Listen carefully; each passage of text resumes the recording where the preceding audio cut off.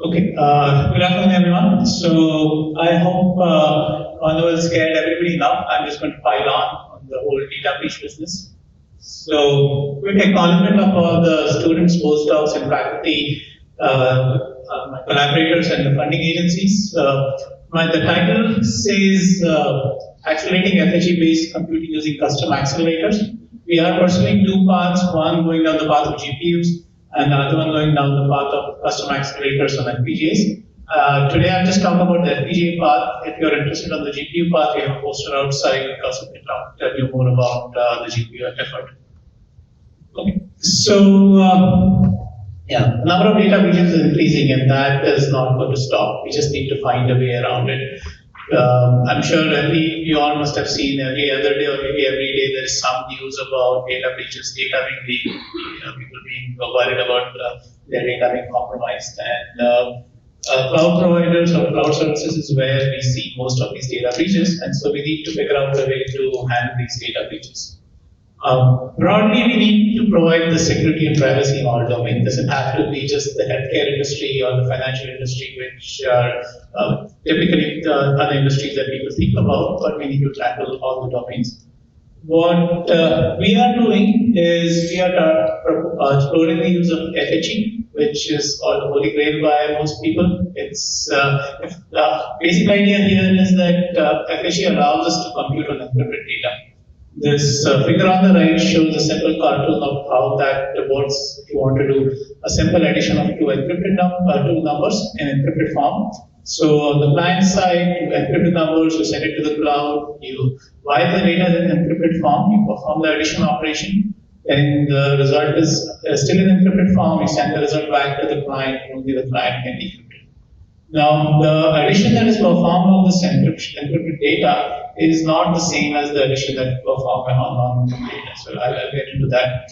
But by using this particular approach, we can protect the data, the user data. So because it stays in encrypted form during the whole path, only the client or the owner has access to the secret key. The server doesn't have access to the key. So there is no way for the third-party cloud server or any of the intermediaries to actually decrypt the data and get access to it. Now, this all sounds great. There are different schemes that are associated with it. So depending upon whether you're dealing with integers or you're dealing with floating point numbers, whether you're dealing with a bitwise approach or word-wise approach, there are a variety of schemes. So I won't go into the details of each scheme.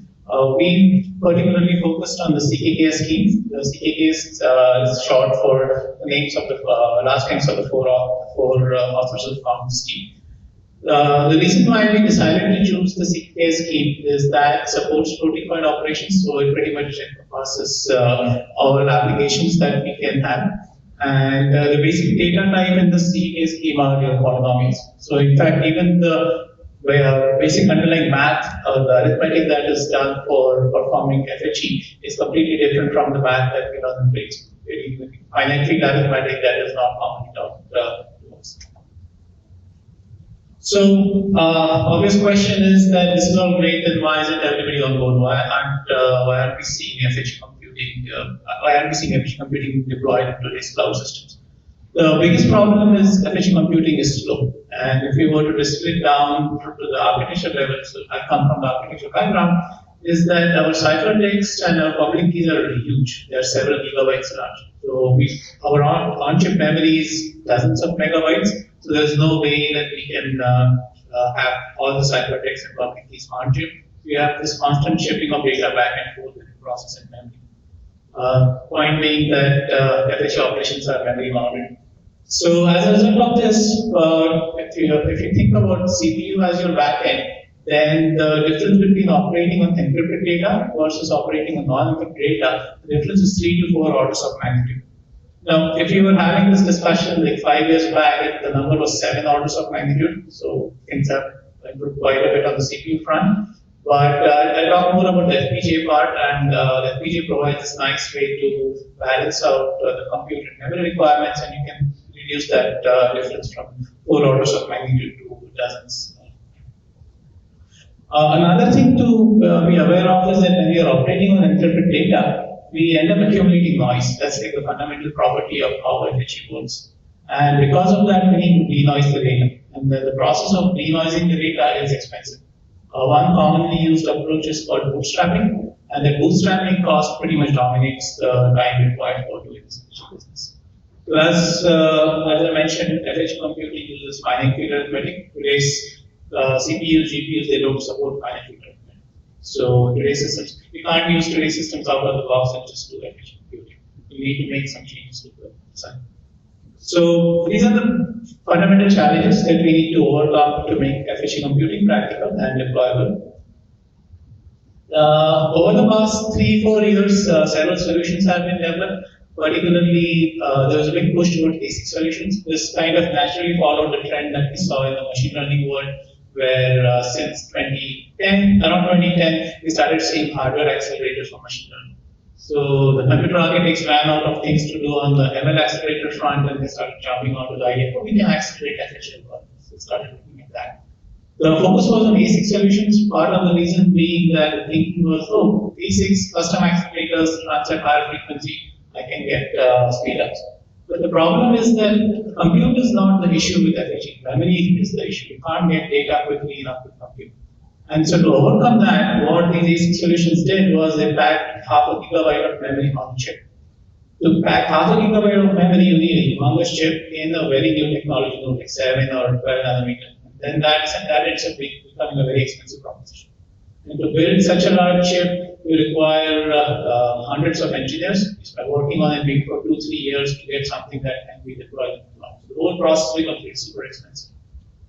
We have CPU GPU solutions as well that are being explored. They provide flexibility, but as I mentioned, they don't support finite field arithmetic. So that makes it a problem. Plus, in case of FHEs, our operand sizes are fairly large. I mentioned earlier that we have these polynomials that we have to deal with in FHE. The coefficients of those polynomials, the number of bits that require is in the order of hundreds. So the problem there becomes that we need to use alternate techniques like residual number system, get the bit precision lower, but still we can't get it down to 32. We are looking at 64 or 128 bits. And current GPU CPU solutions don't really support, not all GPU CPU solutions support that bit precision. So that also adds to the problem. So all these solutions are promising. I'm not discarding any of those, but they have their challenges.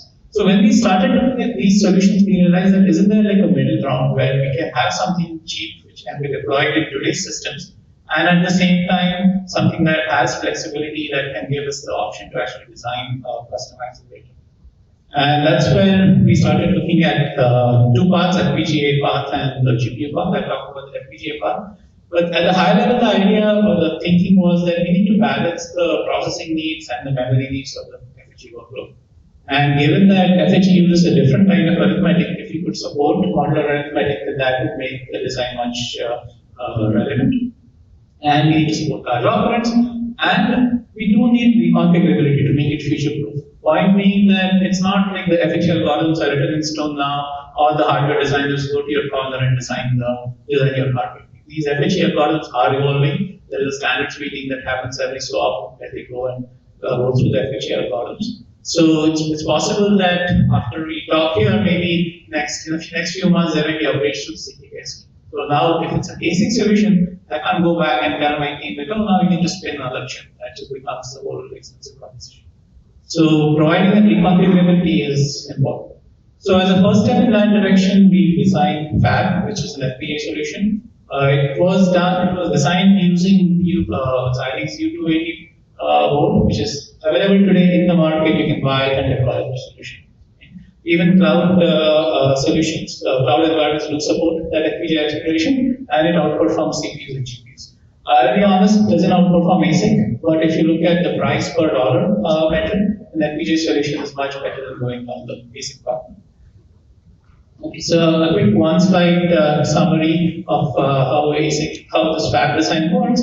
So it basically provides 128-bit security. It's quantum secure by construction. The underlying encryption nodes are quantum secure. It does perform fully packed bootstrapping implementation of the FPGA. The first ever to do that, we evaluated it for AI training, and it beats GPUs and CPUs. The next two tabs are just talking about how it's more resource efficient and how it balances. One thing I would like to highlight is that we only have about 43 megabyte of non-chip memory in case of the U280, and so we had to come up with novel data flow algorithms to basically manage our computation using just that memory. So we modified the data path and the operations schedule. We have so quick set of results. We evaluated it for bootstrapping. We are 200x faster than CPU, about 1.5x faster than GPU. With logistic regression training, and we look at the full picture, we are faster than CPU as well as GPU. Now, this was our first stab at designing custom accelerators for FHE. There are still several other open problems that we need to solve. First one being, as I said, the algorithms are not standardized. They are being continuously revised and developed. CKKS is just one of the many schemes. You don't have to use CKKS all the time. There is schemes that are focused on more bit-level operations, schemes that are more on word-level operations. So we do need to have this array of solutions that we need to develop. Plus, right now, all applications that are being run on these custom solutions are pretty much hand-designed. Right now, we don't have a case where we have applications fed in from one side and we get the FHE from the other side. We are not there yet. So there is a big gaping hole that needs to be completed. In fact, one of the key bottlenecks for pervasive use of FHE. And there are several more. I'm happy to discuss other related challenges. So it's an interesting challenge to be solved here. So I'll stop here in terms of summary. We are focusing on FHE, which is the holy grail of privacy reasoning computing. Several open challenges on the hardware and software front. We are focusing on designing accelerators. Fab is our first stab at a problem from an FPGA side. We are also looking at it from the GPU side. Poster will tell you more about the GPU solution. And I take questions.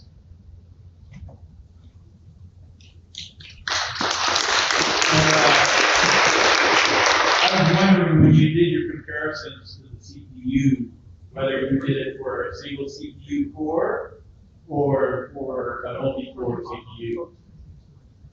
Sure. Okay. So you talked about your speed of improvement over a CPU. Did you compare it to a single CPU core or to all the cores in the CPU working on the problem? So to all the cores on the CPU. In fact, even on the FPGA side, I considered two cases. One where you use single FPGA and one where you use multiple FPGAs, where you divide this, where each FPGA deals with a single ciphertext. So we realize that bootstrapping is the problem because we can't really parallelize bootstrap. If you guys can figure out a way to parallelize it, it will make our life simple. So that you got your performance from pipelining or parallelizing? So you say you can't parallelize it, right? So an FPGA is good at parallelizing stuff, but it's also good at pipelining. Yeah. So the hardware is pipelining from one FPGA to the next, and your pipelining basically is where you get your performance increases, right? So we are not pipelining across FPGAs. Within an FPGA, we are pipelining, and we considered the logistic regression training case where you are feeding data to train the model, and so you could do data level parallelism where each FPGA is dealing with a different piece of data, and each piece of data has its own ciphertext. Okay, so then you're saying that the algorithm can't be parallelized, but then you have very good performance on a GPU. So are you using all the cores in the GPU? Yes. If you can't parallelize it, how can you use all the cores in the CPU? So we can parallelize it. We can't parallelize the bootstrapping step. That's the piece that that's like Amron's law basically hurts us there. Bootstrapping can only be other parts can be parallelized. You can parallelize across ciphertext, within ciphertext you can parallelize links. But one thing I would like to highlight is the memory that is the problem. Shipping so much data back and forth takes a lot of time. So you could manage the data flow.